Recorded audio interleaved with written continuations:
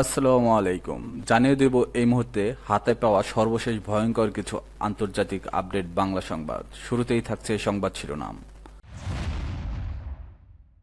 শুরুতেই জানিয়ে দেব ভারত পাকিস্তান উত্তেজনা, যুদ্ধবিরতির সর্বশেষ খবর। দেব গাজায় ব্যাপক বোমাবর্ষণ, নিহত আরও 23।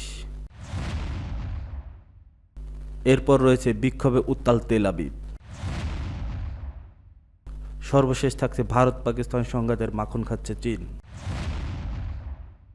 এখন শুনছিলেন সংবাদ শিরোনাম, এবার বিস্তারিত। প্রিয় দর্শক, আপনি যদি এই চ্যানেলে নতুন হয়ে থাকেন, ভিডিওটি দেখতে দেখতে চ্যানেলটি সাবস্ক্রাইব করে আমাদের সাথেই থাকুন। ভারত পাকিস্তান উত্তেজনা, যুদ্ধবিরতির সর্বশেষ খবর। ভারত ও পাকিস্তানের মধ্যে সাম্প্রতিক উত্তেজনা ও সামরিক সংঘর্ষের পরিপ্রেক্ষিতে শনিবার 10ই মে উভয় দেশ একটি পূর্ণাঙ্গ ও তাৎক্ষণিক যুদ্ধবিরতির সম্মত হয়েছে। এই চুক্তি যুক্তরাষ্ট্রের মধ্যস্থতায় সম্পন্ন হয়। প্রেসিডেন্ট ডোনাল্ড ট্রাম্প উভয় দেশের নেতাদের সঙ্গে আলোচনা করে এই সমঝোতা নিশ্চিত করেন। যুদ্ধবিরতি ঘোষণার পরও কাশ্মীর অঞ্চলে সংঘর্ষের খবর পাওয়া গেছে। ভারত পাকিস্তানের বিরুদ্ধে যুদ্ধবিরতি লঙ্ঘনের অভিযোগ তুলছে, অন্যদিকে পাকিস্তান ভারতের বিরুদ্ধে একই অভিযোগ করছে। উত্তেজনার ফলে উভয় দেশের বিমান চলাচল ব্যাপক বিঘ্ন ঘটে। ভারতের 32টি বিমানবন্দর 14 মে পর্যন্ত বন্ধ ঘোষণা করা হয়েছে এবং পাকিস্তানের 17% ফ্লাইট বাতিল করা হয়েছে। জিও নিউজের খবরে বলা হয়েছে, পাকিস্তানের 150টিরও বেশি ফ্লাইট বাতিল হয়েছে। দেশটির করাচি, লাহোর, ইসলামাবাদ সহ বিভিন্ন শহরের বিমানবন্দর থেকে ফ্লাইট বাতিল হয়েছে। পাকিস্তান অপারেশন বুনিয়ান মারসুস চালু করে ভারতের আগ্রাসনের জবাব দিয়েছে। প্রধানমন্ত্রী শেহবাজ শরীফ এই অভিযানে সশস্ত্র বাহিনীর সাহসিকতার প্রশংসা করেছেন এবং তাসকুকুর উদযাপনের ঘোষণা দিয়েছে। আন্তর্জাতিক সম্প্রদায়, বিশেষ করে চীন, কাতার ও জাতিসংঘ সাধারণ পরিষদের সভাপতি এই যুদ্ধবিরতি চুক্তিতে স্বাগত জানিয়েছে এবং উভয় দেশের মধ্যস্থতায় শান্তি প্রতিষ্ঠার আহ্বান জানিয়েছেন। যদিও যুদ্ধবিরতি কার্যকর হয়েছে, সীমান্ত অঞ্চলে বিক্ষিপ্ত সংঘর্ষ এবং পারস্পরিক অভিযোগের কারণে পরিস্থিতি এখন উত্তেজনাপূর্ণ। উভয় দেশ শান্তি বজায় রাখার অঙ্গীকার করলেও বাস্তব পরিস্থিতি এখনও স্থিতিশীল নয়। গাজায় ব্যাপক বোমাবর্ষণ, নিহত আরও 23। ফিলিস্তিনের গাজার উপত্যকায় ইসরায়েলি হামলায় কমপক্ষে 23 জন নিহত হয়েছেন। এদের মধ্যে বেশ কয়েকজন শিশু রয়েছে। গাজার স্বাস্থ্য মন্ত্রণালয়ের বরাতে আল জাজিরার প্রতিবেদনে এ তথ্য জানানো হয়। উপত্যকায় মাসব্যাপী অবরোধের মধ্যে ইসরায়েল হামলা তীব্র করছে, ফলে যুদ্ধবিধ্বস্ত এই উপকূলীয় এলাকায় মানবিক সংকট আরও ভয়ানক পরিস্থিতির দিকে যাচ্ছে। গাজার স্বাস্থ্য মন্ত্রণালয় জানায়, গত 24 ঘন্টায় গাজা উপত্যকায় ইসরায়েলি হামলায় কমপক্ষে 23 জন ফিলিস্তিনি নিহত হয় এবং 124 জন আহত হয়েছে। আহতদের অনেকেই অবস্থা আশঙ্কাজনক, মৃত্যুর সংখ্যা বাড়তে পারে। তথ্য অনুযায়ী শনিবার 10 মে সন্ধ্যায় দেইর আল বালাহর কেন্দ্রীয় গাজা উপত্যকায় একটি তাঁবুতে আশ্রয় নেওয়া বাস্তুচ্যুত পরিবারের উপর ইসরায়েলি বিমান হামলায় 4 জন ফিলিস্তিনি নিহত এবং আরও কয়েকজন আহত হয়েছে। সকালে গাজা শহরে সাবরাপাড়ার হামলায় তলাইব পরিবারের 5 জন সদস্য নিহত হয়েছেন। পরিবারের সদস্য ওমর আবু আল কাস এএফপি সংবাদ সংস্থাকে বলেন, তিনি শিশু, তাদের মা এবং তার স্বামী তাঁবুতে ঘুমাচ্ছিলেন।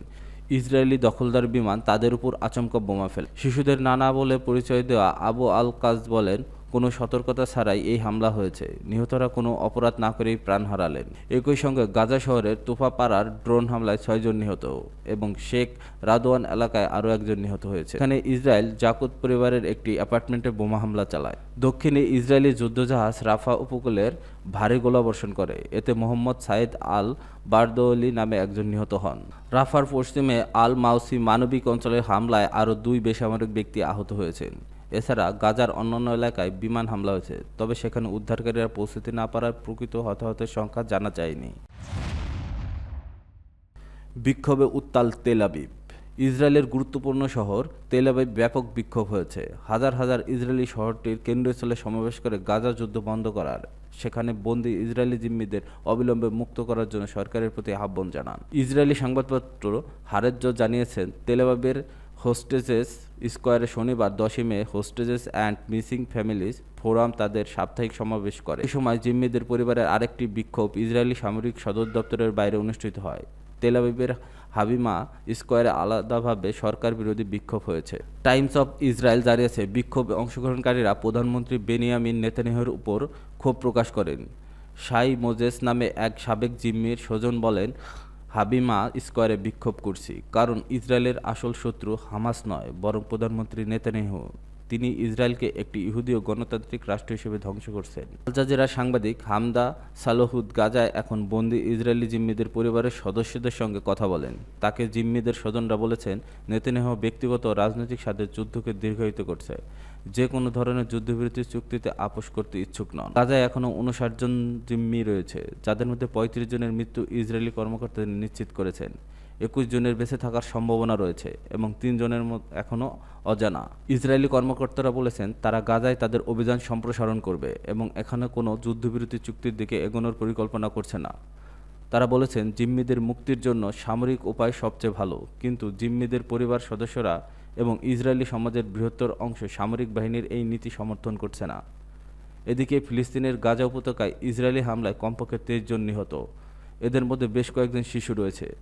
গাজার স্বাস্থ্য মন্ত্রণালয়ের বরাতে আল জাজিরার প্রতিবেদনে এ তথ্য জানানো হয়।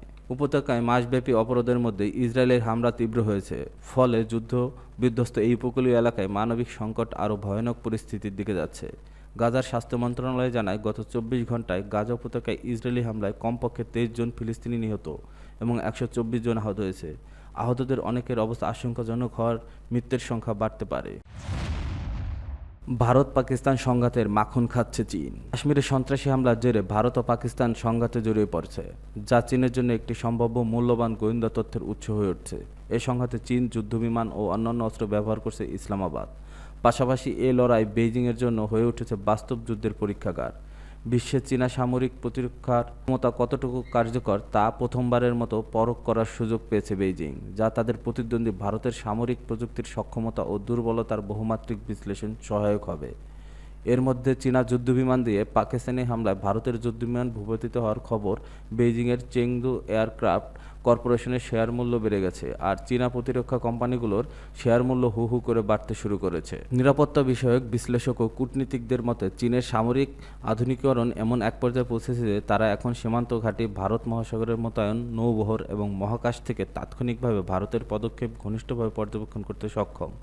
সিঙ্গাপুর ভিত্তিক প্রতিরক্ষা বিষয়ক বিশ্লেষক আলেকজান্ডার নীল বলেছেন, গোয়েন্দা দৃষ্টিতে থেকে এটি চীনের জন্য নিজেদের সীমান্ত ঘেঁষে একেবারে অপ্রত্যাশিত এক সুযোগ তৈরি করে দিয়েছে, যেখানে তাদের একটি সম্ভাব্য প্রধান প্রতিপক্ষ জড়িত। 2 মার্কিন কর্মকর্তা বলেছেন, চীনের তৈরি J-10C নামের একটি পাকিস্তানি যুদ্ধবিমান ভারতের অন্তত 2টি যুদ্ধবিমান ভূপাতিত করেছে।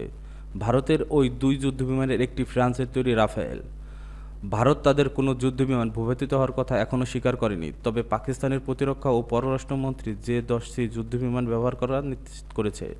যদি ভারতের বিরুদ্ধে সংঘাতে কোনো ক্ষেপণাস্ত্র বা কি অস্ত্র ব্যবহার করছে সে বিষয়ে কিছু জানার নেই। চীনের জন্য বিরল সুযোগ। আকাশ যুদ্ধ সব দেশের সামরিক বাহিনীর জন্য বিরল এক সুযোগ। আকাশ যুদ্ধের মাধ্যমে তারা বৈমানিক যুদ্ধবিমান এবং সক্রিয় যুদ্ধের আকাশ থেকে আকাশে ছোড়া ক্ষেপণাস্ত্র কতটা কার্যকর তা পর্যবেক্ষণ করতে পারে এবং সেখান থেকে পাওয়া জ্ঞানের আলোকে নিজেদের বিমানগুলিকে যুদ্ধের জন্য প্রস্তুত করতে পারে। প্রতিদ্বন্দ্বী আঞ্চলিক পরাশক্তি ও পারমাণবিক শক্তিধর দেশ ভারত এবং চীনকে দীর্ঘদিন ধরে কৌশলগত প্রতিদ্বন্দ্বী হিসেবে দেখা হয়। 2 দেশের মধ্যে হিমালয় অঞ্চলে 3800 কিলোমিটার দীর্ঘ সীমান্ত রয়েছে। 1950-এর দশক থেকে সীমান্তের 2 দেশের মধ্যেই বিরোধ রয়েছে এবং 1962 সালে চীন ও ভারত একবার সংক্ষিপ্ত সংঘাতে জড়িয়েছিল। চীন ভারত সীমান্তে সর্বশেষ অচলাবস্থার সূত্রপাত হয়েছিল 2020 সালে। ওই অচলাবস্থা কিছুটা প্রশমিত হয় গত অক্টোবর মাসে, যখন উভয় পক্ষ সীমান্তের টহল সংক্রান্ত এক চুক্তিতে পৌঁছায়।